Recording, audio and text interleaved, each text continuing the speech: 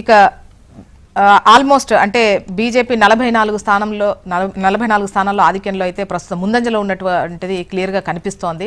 So BJP శ్రేణులు సంబరాల్లో మునిగి తేలుతున్నట్లుగా తెలుస్తోంది.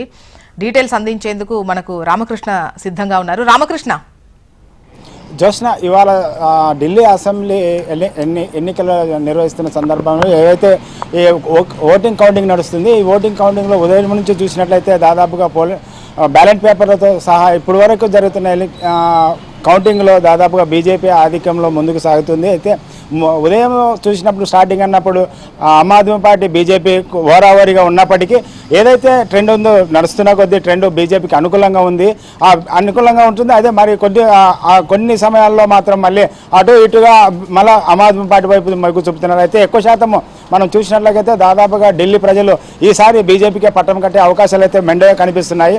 ఏదైతే బీజేపీ ఢిల్లీ ప్రజలకు హామీ ఇచ్చిందో ఆ హామీలు ఏవైతే ఉన్నాయో ఆ హామీలకు ఆకర్షితులైనారని చెప్పవచ్చు. ఏదైతే ఈసారి గతంలో 26 ఏళ్ల నుంచి ఢిల్లీ పీఠానికి దూరంగా ఉన్న బీజేపీ పార్టీ ఈసారి ఏ విధంగానైనా అధికారం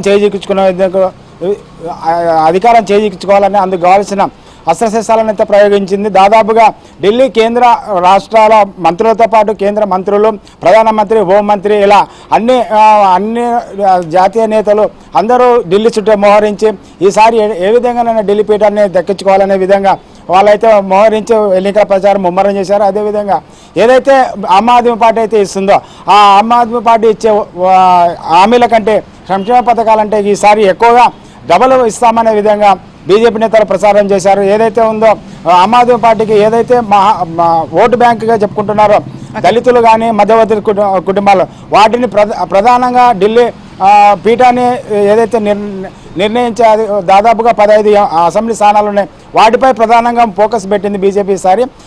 వాటిని చూసినట్లయితే ఇప్పుడు ప్రస్తుతం లీడింగ్లో ఆ స్థానాలు బీజేపీ వైపుగా మొగ్గు చూపుతున్నాయి. కాబట్టి దాదాపుగా ఏదైతే ప్రజలు ఈసారి అరవింద్ కేజ్రీవాల్కు అవినీతితో పాటు మంత్రులు తర్వాత ఉప ముఖ్యమంత్రి అందరికీ అవినీతి కుంభకోణాలు ఇరుక్కోవడం, వాళ్ళు జైలుకి వెళ్ళడం ఇవన్నీ ప్రజలు ఆలోచించారు.